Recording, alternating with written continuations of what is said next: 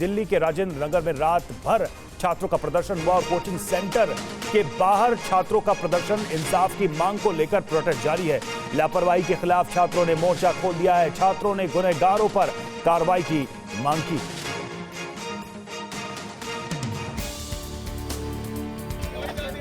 Rao coaching centre के बाहर छात्रों का प्रदर्शन जारी है। प्रदर्शन कर रहे छात्र कोचिंग सेंटर पर कड़ी कार्रवाई की मांग कर रहे हैं। साथ ही छात्र डरे हुए हैं, अगर इनके ऊपर कार्रवाई नहीं हुई तो इस तरह की घटना किसी भी छात्र के साथ कभी भी हो सकती है। साथ ही प्रदर्शन कर रहे छात्रों की मांग है कि FIR की कॉपी उन्हें दिया जाए। जो भी कैजुअलिटीज हुई हैं उनके नाम डिस्क्लोज करें, क्योंकि ऐसा सुनने में आ रहा है कि इसमें 3 लोगों की कैजुअलिटी नहीं, बहुत ज़्यादा लोग भी हैं।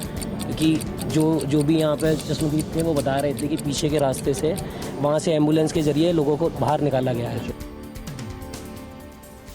कोचिंग में 3 छात्रों की मौत पर सियासत तेज हो गई है और संसद में आज मुद्दा उठा सकती है कांग्रेस। राज्यसभा में स्वाति मालीवाल भी उठाएंगी छात्रों की मौत का मुद्दा।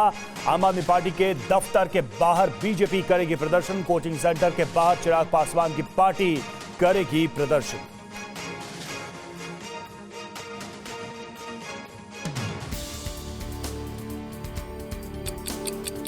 कोचिंग में 3 बच्चों की मौत पर सियासत भी जमकर हो रही है। छात्रों की मौत पर सदन को दोनों सदनों में हंगामा होने की आशंका है।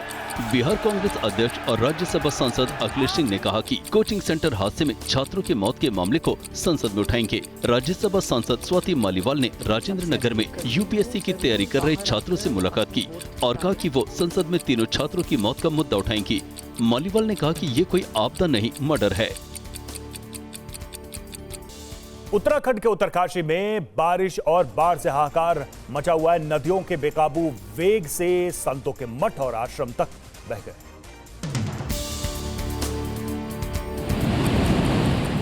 उफान पर गंगा और भागीरथी, सैलाब में समाया शारदानंद कुटीर। गया सब खत्म, कहानी खत्म। बह गए सेब के बाग, मिट गया स्नान घाट और आश्रम का वजूद। लगातार बारिश के बाद सैलाब से विनाश की ऐसी तस्वीरें उत्तरकाशी से सामने आई, जहां गंगा और भागीरथी के रौद्र रूप ने भारी तबाही की। भागीरथ शिला, लक्ष्मी मंदिर, गणेश मंदिर सहित आश्रम और स्नान घाट ने भी जल समाधि ले ली। तीर्थ पुरोहितों ने इसे सिंचाई विभाग की लापरवाही का नतीजा बताया है। और मध्य प्रदेश के राजगढ़ में नदी के उफान में एक शख्स फंस गया और नदी में बहते हुए वो काफी दूर तक चला। कूद जाओ यार, कहीं को कूद जाओ, अरे कूद जाओ कोई। ये तस्वीरें राजगढ़ जिले के घोड़ा पछाड़ नदी की हैं, जहां एक शख्स नदी के तेज पानी में बहने लगा। अरे आप पकड़ ले यार, अरे आप पकड़ ले। किनारे पर खड़े लोगों ने शख्स को पानी में बहते हुए देखकर बचाने की कोशिश में जुट गए। पानी का बहाव इतना तेज था, शख्स आगे बढ़ता ही जा रहा था। गांव वालों ने पानी में बहते हुए शख्स को बचाने के लिए नदी में कूद गए और रस्सी की मदद से उसको पानी से बाहर निकाला। और महाराष्ट्र में पिछले कई दिनों से भारी बारिश जारी है। बारिश और बाढ़ की वजह से महाराष्ट्र के कई जिले जलमग्न हो गए हैं। जलभराव ने लोगों की परेशानियां बढ़ा दी। इस तस्वीर को देखकर आप बाढ़ की विभीषिका का अंदाजा लगा सकते हैं। जिधर भी आपकी नजर जाएगी सिर्फ पानी ही पानी नजर आएगा। तस्वीर महाराष्ट्र के कोल्हापुर शिरोल तहसील की है, जहां बारिश के बाद पूरे इलाके में 4 से 5 फीट तक पानी भर गया। इस तस्वीर को देखिए, इसमें इस घर की पहली मंजिल पूरी तरह से पानी में डूब गई है। दूसरी मंजिल की खिड़कियां तक पानी भर गया है। इन दोनों घरों को देखिए, घर के छत तक पानी पहुँच गया है। भारी बारिश की वजह से नरसिंहवाड़ी दत्ता मंदिर में भी बाढ़ का पानी घुस गया है। रिपोर्ट के मुताबिक मंदिर में कई फीट तक पानी भरा हुआ है। मध्य प्रदेश के रतलाम में लगातार बारिश से नदी नाले उफान पर हैं। इस बीच बाबा केदारेश्वर का बरसाती झरना रौद्र रूप धारण कर चुका है। जलभराव का खतरा बना हुआ है।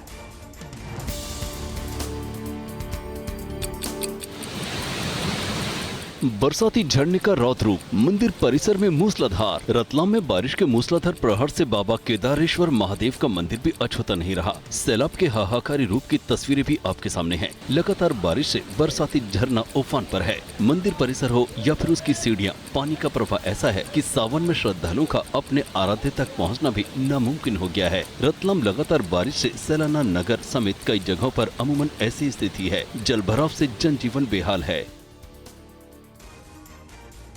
मूसलाधार बारिश से मध्य प्रदेश के कई जिले जहां करार हैं, तो वहीं बस्तर का जगदलपुर पर्यटन का मुख्य केंद्र बन गया है। बारिश के बीच कुदरत की ये खूबसूरती देखिए। प्रकृति की गोद में जलप्रपात का ये मनोरम दृश्य मनमोहक है। मध्य प्रदेश में कई जिले जहां सैलाब से करा रहे हैं, वहीं बस्तर का जगदलपुर पर्यटकों को आकर्षित कर रहा है। तीरथगढ़ जलप्रपात की खूबसूरती इन दिनों देखने लायक है। हालांकि जलप्रपात के प्रभाव को देखते हुए प्रशासन अलर्ट है। निचले इलाकों पर बाढ़ का खतरा भी मंडरा रहा है। दूर दूर से पर्यटक आते हैं यहाँ पर, तो अपना रिसोर्ट का और आसपास नेचुरल एरिया का एंजॉय करते हैं। सिर्फ देश ही नहीं, पूरी दुनिया में बारिश बाढ़ इंसानों के लिए मुसीबत का कारण बन गई है। बाढ़ की वजह से रूस में भारी तबाही आ गई है। बाढ़ बारिश के बाद आई तबाही का मंजर है। तस्वीरें रूस के चेल्याबिंस्क की हैं, जहां बाढ़ ने ऐसी तबाही मचाई कि बड़ी बड़ी गाड़ियां चकनाचूर हो गई, घर क्षतिग्रस्त हो गए। इस तस्वीर को देखिए, पानी की रफ्तार से इसकी स्थिति क्या हो गई है। बड़े बड़े घरों के परखच्चे उड़ गए हैं। दरअसल भारी बारिश की वजह से चेल्याबिंस्क में बांध टूट गया। बांध टूटने के बाद पानी आसपास के गांव को अपने साथ बहा ले गया।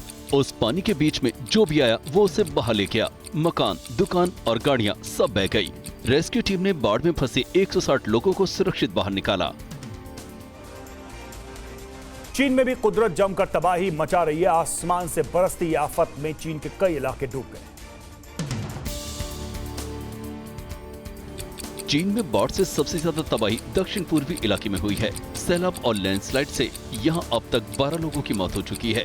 शंघाई में तूफान गेमी के साथ हुई बारिश में कई पेड़ और घर धराशायी हो गए हैं। पेड़ की चपेट में आने से एक स्कूटर चालक की मौत हो गई।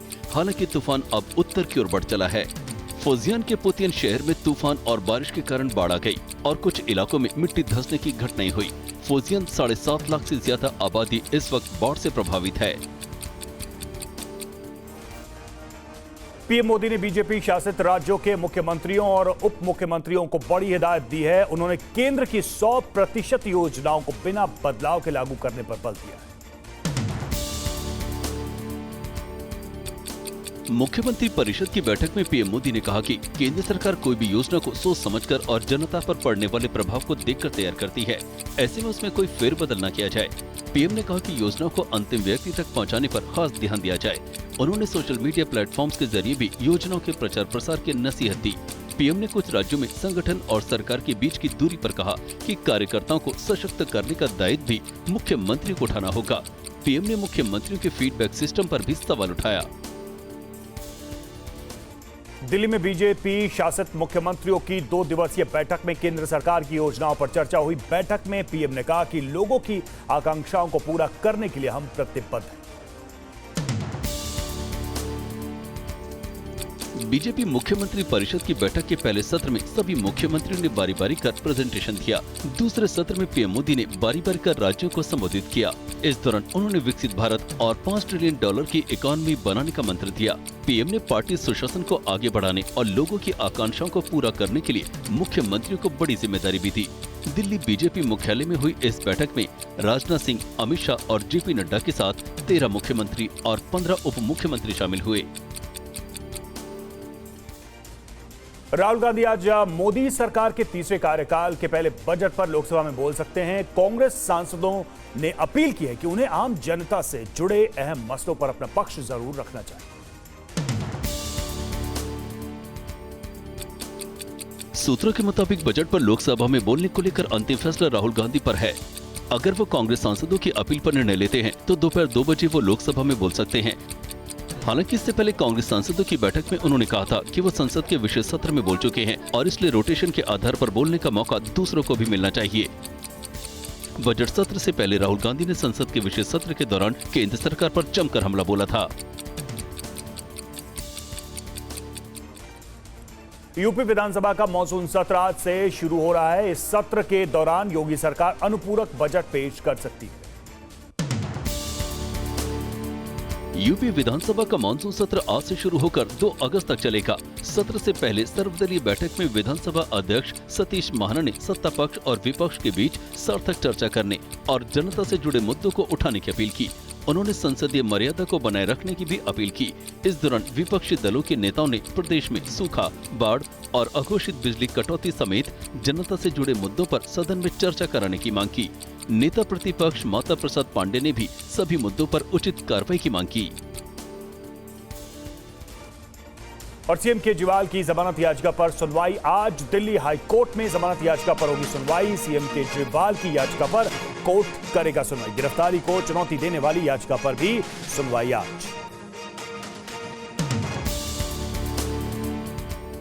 दिल्ली हाईकोर्ट आज सीएम अरविंद केजरीवाल की जमानत याचिका पर आज सुनवाई करेगा। हाईकोर्ट ने गिरफ्तारी को चुनौती देने वाली याचिका और अंतिम जमानत पर 17 जुलाई को फैसला सुरक्षित रख लिया था। साथ ही नियमित जमानत याचिका पर सुनवाई के लिए आज की तारीख भी तय कर दी थी। सीबीआई ने सीएम केजरीवाल को अंतरिम जमानत का कोर्ट में पुरजोर विरोध करते हुए गिरफ्तारी को कानून सम्मत करार दिया था। मनी लॉन्ड्रिंग मामले में तिहाड़ जेल में बंद सत्येंद्र जैन की याचिका पर भी दिल्ली हाईकोर्ट आज सुनवाई करेगा। सत्येंद्र जैन ने निचली अदालत द्वारा जारी समन को हाईकोर्ट में चुनौती दी है।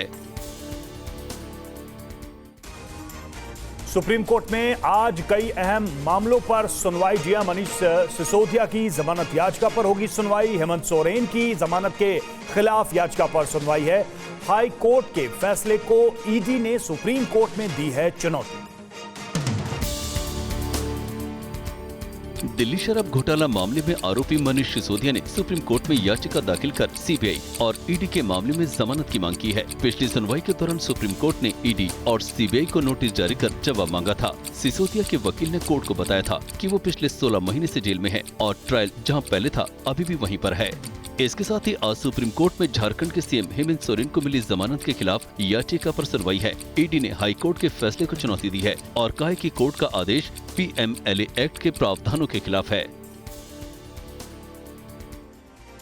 और महाराष्ट्र के नवी मुंबई इलाके में ज्वेलरी शॉप में लूट की वारदात सामने आई है, जहां लुटेरे बंदूक की नोक पर लाखों की ज्वेलरी उड़ा ले गए।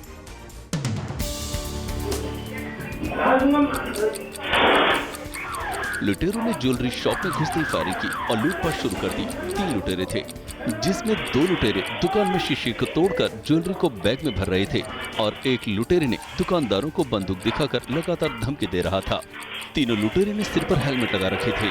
शोरूम में लूटपाट करने के बाद तीनों लुटेरे वहां से भागने लगे। तीनों लुटेरों को जब लोगों ने पकड़ने की कोशिश की, फायरिंग करते हुए वो भाग गए।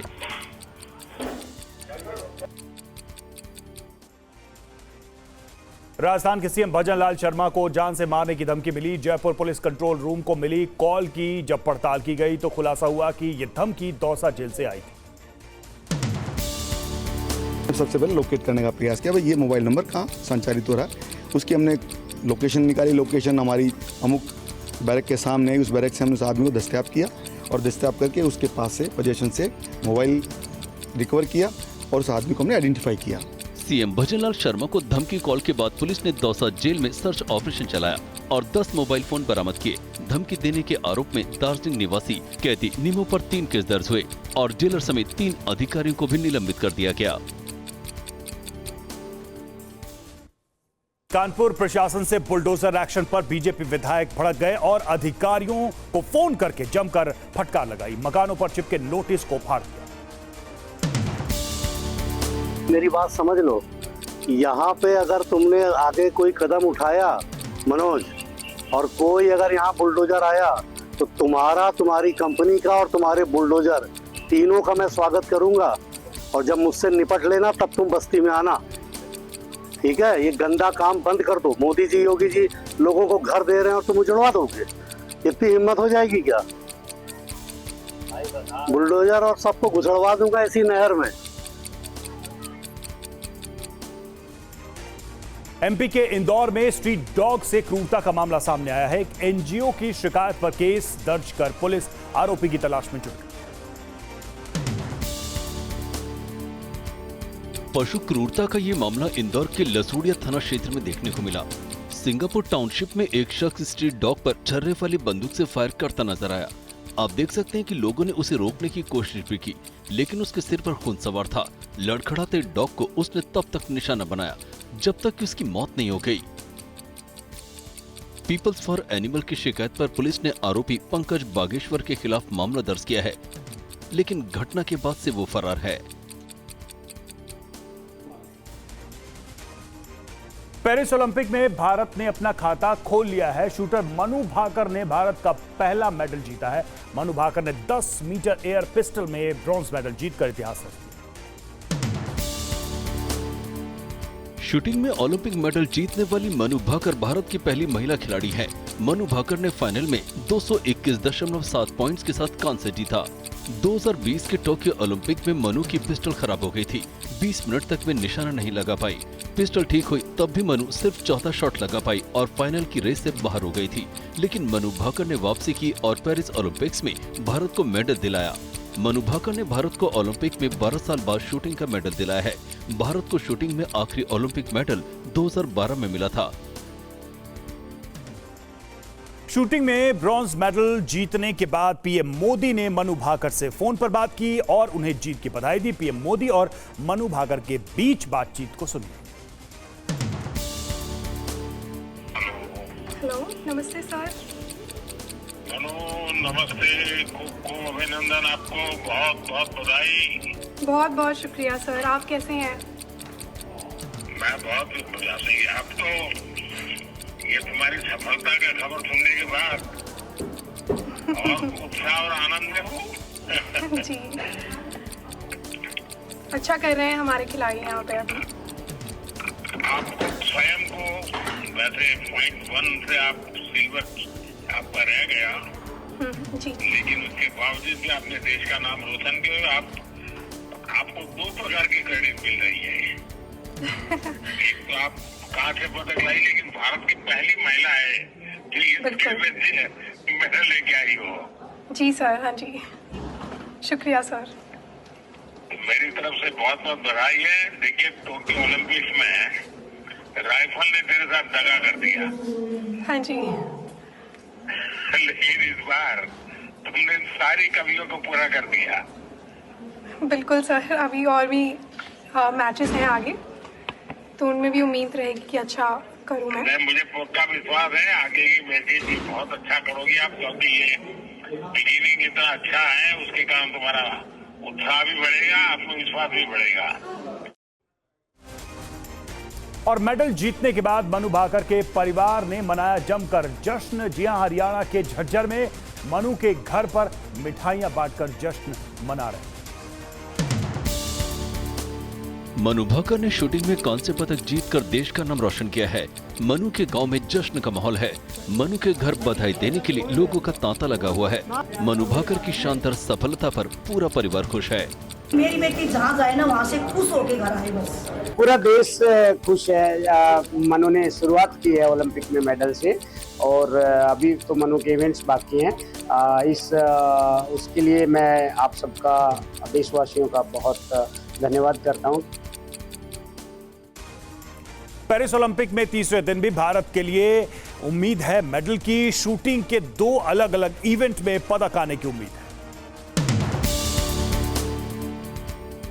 पेरिस ओलंपिक के तीसरे दिन भारत के मुकाबले इस प्रकार हैं। बैडमिंटन पुरुष डबल्स में सात्विक साईराज, रंकी रेड्डी और चिराग शेट्टी का मुकाबला मार्क लेम्सफर्स और मार्विन सिडेल से होगा। भारतीय समय के मुताबिक दोपहर 12 बजे होगा। बैडमिंटन महिला डबल्स में अश्विनी पोनप्पा और तनिषा क्रास्टो का मैच नामी मात्सुआमा और चिहारू शिदा से होगा, जो भारतीय समय के मुताबिक दोपहर 12:50 पर खेला जाएगा। शूटिंग में भी आज मुकाबले हैं। शूटिंग में अर्जुन बाबूता और रमिता जिंदल ने मेडल इवेंट के लिए अपनी जगह को पक्का कर लिया। फाइनल में जगह बना ली है। रमिता का 10 मीटर एयर राइफल दोपहर 1 बजे खेला जाएगा। अर्जुन बाबूता का मुकाबला 3:30 पर होगा। पाकिस्तान के कुर्रम में खूनी संघर्ष। जी हां, पाकिस्तान से बड़ी खबर है। शिया सुन्नी के बीच खूनी झड़प हुई है। हिंसा में 30 से ज्यादा लोगों की मौत की जानकारी मिल रही है। कुर्रम में 150 से ज्यादा लोग घायल हुए हैं इस हिंसा में। पाकिस्तान के कुर्रम में जो ये हिंसा हो रही है, उसकी जड़ शिया और सुन्नी के बीच का पुराना विवाद है। खैबर पख्तूनख्वा में अफगानिस्तान बॉर्डर से सटा कुर्रम इलाका ज्यादा प्रभावित है। यहाँ हिंसा में मोटर शेल और रॉकेट का भी इस्तेमाल हो रहा है। हिंसा में अब तक 30 लोगों की जान जा चुकी है, जबकि 150 से ज्यादा जख्मी हैं। मरने वालों में ज्यादातर शिया हैं। हालांकि पुलिस ने कई इलाकों में शिया सुन्नी के बीच शांति समझौता कराया है, लेकिन स्थिति अभी भी तनावपूर्ण है। दिल्ली में आईने मार्केट में दुकान में लगी आग। 8 दमकल की गाड़ियां आग बुझाने में जुटी।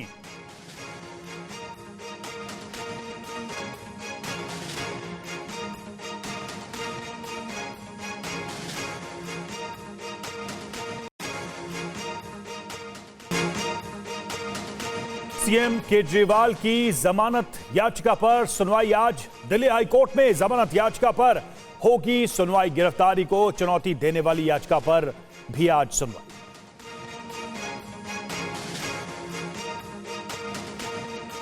और मुंबई एयरपोर्ट से जुड़ी एक बड़ी खबर आ रही है। मुंबई एयरपोर्ट पर 20 किलो सोना जब्त हुआ है, 5 किलो गांजा, करीब 95 लाख की विदेशी करेंसी बरामद हुई है। कस्टम विभाग ने 7 लोगों को गिरफ्तार किया।